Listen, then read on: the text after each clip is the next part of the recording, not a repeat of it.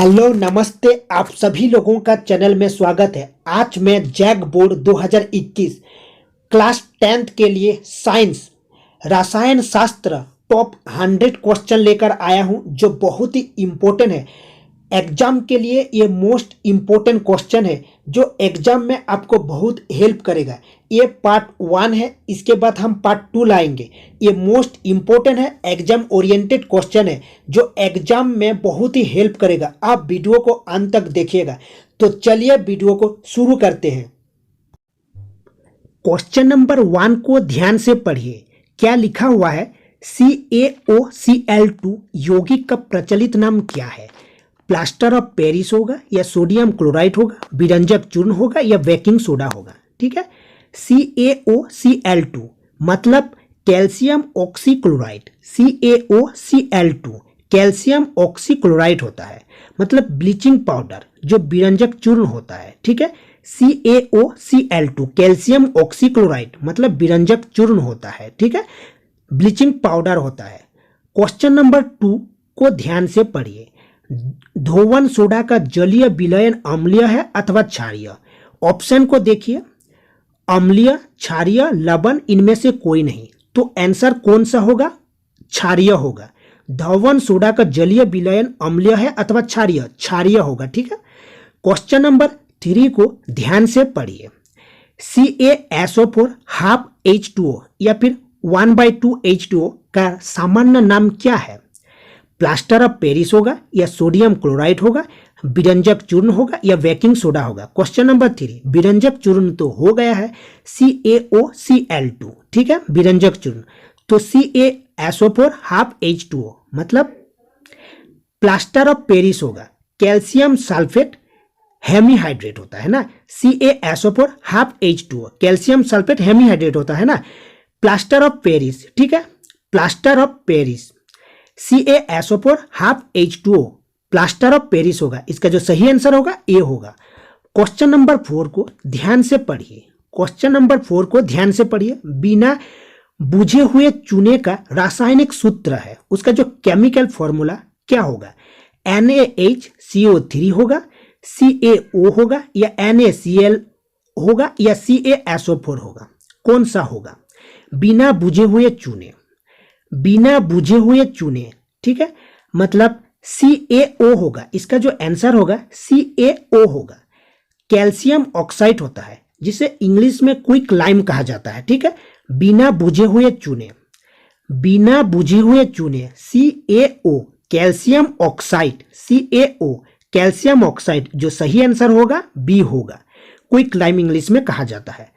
Question number 5 को ध्यान से पढ़िए। क्वेश्चन नंबर 5 में दिया हुआ है बेकिंग सोडा का रासायनिक सूत्र है, जो केमिकल फॉर्मूला है। NaHCO3 होगा, CaO होगा या NaCl होगा या CaSO4 होगा? कौन सा होगा? कौन सा होगा? ध्यान से पढ़िए। बेकिंग सोडा, बेकिंग सोडा, इसका जो आंसर होगा ए होगा। NaHCO3, NaHCO3 सोडियम बाइकार्बोनेट होता है। NaHCO3 सोडियम बाइकार्बोनेट, याद रखना, sodium bicarbonate NaHCO3 baking soda. ठीक है, इसका जो आंसर होगा ए होगा। क्वेश्चन नंबर 7 को ध्यान से पढ़िए, सॉरी 6 को। क्वेश्चन नंबर 6 को ध्यान से पढ़िए। रहा या सब्जी में पाए जाने वाला रासायनिक पदार्थ का नाम और रासायनिक सूत्र क्या है? ऑप्शन ए होगा या ऑप्शन बी होगा या ऑप्शन सी होगा या ऑप्शन डी होगा? ऑप्शन ए में दिया हुआ है CaSO4 हाफ H2O, ये तो हो चुका है। Plaster of Paris calcium sulphate hemihydrate MgSO4 10H2O होगा या NaSO4 5H2O होगा? इसका जो सही आंसर होगा 6 का डी होगा। ठीक है, Na2CO3 H2O मतलब sodium carbonate hydrate. Na2CO3 H2O sodium carbonate hydrate. ठीक है, 7 पर बढ़ते हैं। 6 का आंसर होगा डी। ओके, 6 का आंसर होगा डी। आगे बढ़ते हैं 7 में दिया हुआ है साधारण लवण का रासायनिक नाम क्या है? जो कॉमन सॉल्ट होता है। ठीक है, साधारण लवण। प्लास्टर ऑफ पेरिस ये तो होगा ही नहीं। CaSO4 हाफ H2O हो चुका है, प्लास्टर ऑफ पेरिस नहीं होगा। बेकिंग सोडा भी नहीं होगा। ठीक है, विरंजक चूर्ण भी हो चुका है, विरंजक चूर्ण CaOCl2 कैल्शियम ऑक्सीक्लोराइड होता है विरंजक चूर्ण का। तो इसका जो सही आंसर होगा सोडियम क्लोराइड NaCl, ठीक है, NaCl सोडियम क्लोराइड। साधारण लवण NaCl कॉमन सॉल्ट, याद रखना आंसर होगा V, ठीक है, V होगा। आगे बढ़ते हैं 8, क्वेश्चन नंबर 8 को ध्यान से पढ़िए। अम्लीय विलयन का pH मान क्या है? अम्लीय, ध्यान से पढ़िए, लिखा हुआ है अम्लीय विलयन का pH मान क्या है?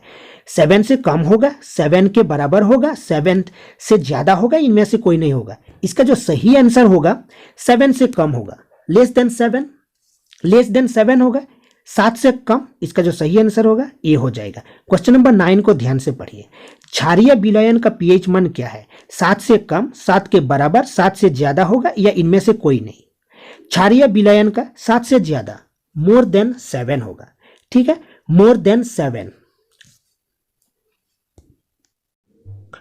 क्वेश्चन नंबर 10 को ध्यान से पढ़िए, 10वां क्वेश्चन, ठीक है। सोल्डर नामक मिश्र धातु के कौन से अवयव है? सोल्डर मतलब जैसे साइकिल टूट गया, सोल्डरिंग करते हैं ना, तो ऑप्शन ए दिया हुआ है लेड और जिंक, जिंक और टीन बी दिया हुआ है, सी में दिया हुआ है लेड और टीन, और डी दिया हुआ है इनमें से कोई नहीं। तो इसका जो सही आंसर कौन सा होगा? इसका जो सही आंसर होगा लेड और टीन, पीबी और टीन को कहते हैं एसएन, लेड को कहा जाता है पीबी और टीन को कहा जाता है एसएन। तो इसका जो सही आंसर होगा सी हो जाएगा, ठीक है। 11 को बढ़ते हैं, क्वेश्चन नंबर 11, 11 को ध्यान से पढ़िए। शुद्ध सोना कितने कैरेट का होता है? ये तो बहुत सिंपल क्वेश्चन है, 20 होगा या 22 होगा या 26 होगा, ये सी हो जाएगा, 24 का होता है शुद्ध सोना। कितने कैरेट का होता है? 24, ठीक है। आगे बढ़ते हैं, क्वेश्चन नंबर 12 को ध्यान से पढ़िए। क्वेश्चन नंबर 12 में क्वेश्चन दिया हुआ है तांबा और जस्ते की मिश्र धातु का नाम क्या है? ऑप्शन दिया हुआ है कांसा, पीतल, आयरन, इनमें से कोई नहीं। देखिए इसका जो सही आंसर हो जाएगा वो पीतल होगा, क्योंकि यहाँ जिंक दिया हुआ है ना, कॉपर और जिंक, जस्ते दिया हुआ है, इसलिए पीतल होगा। अगर यहाँ जस्ते के बदले टीन देता तो कांसा होता, तो इसका जो सही आंसर होगा बी होगा, ठीक है, पीतल, ठीक है। क्वेश्चन नंबर 13 को ध्यान से पढ़िए। क्वेश्चन नंबर 13 में दिया हुआ है एक ऐसी अधातु है, देखिए अधातु है जो कमरे के ताप पर द्रव्य होती है, जो लिक्विड फॉर्म में रहता है, ठीक है, जो रूम टेम्परेचर में, ठीक है। क्लोरीन होगा, फ्लोरीन होगा, ब्रोमीन होगा या आयोडीन होगा। इसका जो सही आंसर होगा क्लोरीन नहीं होगा, फ्लोरीन नहीं होगा, ब्रोमीन हो जाएगा, ठीक है। क्वेश्चन नंबर 13 का जो सही आंसर हो जाएगा ब्रोमीन, याद रखना, अधातु है, ठीक है। क्वेश्चन नंबर 14 को ध्यान से पढ़िए। क्वेश्चन नंबर 14 में दिया हुआ है एक ऐसी धातु है जो कमरे के ताप पर द्रव्य होती है, लिक्विड फॉर्म में रहता है, रूम टेम्परेचर में, ठीक है। एक ऐसी धातु है, धातु लिखा हुआ है, ठीक है। आयरन होगा, नहीं होगा, सोना होगा, नहीं होगा, इनमें से कोई नहीं, ये भी नहीं होगा, पारा हो जाएगा। इसका जो सही आंसर होगा पारा हो जाएगा, ठीक है। क्वेश्चन नंबर 15 को ध्यान से पढ़िए।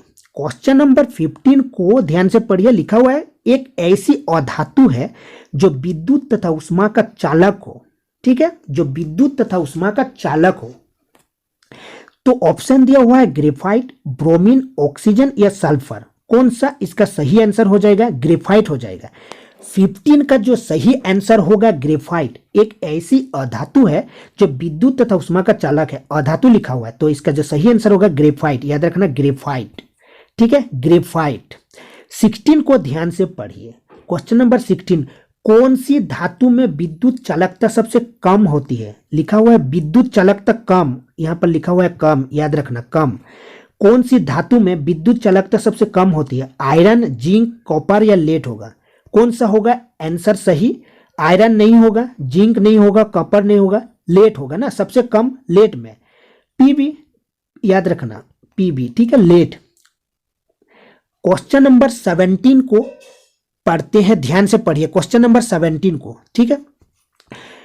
वह धातु कौन सी है जिसका भंडारण केरोसिन में किया जाता है? 17 को ध्यान से पढ़िए। वह धातु कौन सी है जिसका भंडारण केरोसिन में किया जाता है? केरोसिन में डुबो कर रखा जाता है, ठीक है। सोडियम तथा पोटेशियम होगा इसका आंसर, या फिर क्रोमियम तथा कोबाल्ट होगा, या फिर सिल्वर तथा टंगस्टन होगा, इनमें से कोई नहीं।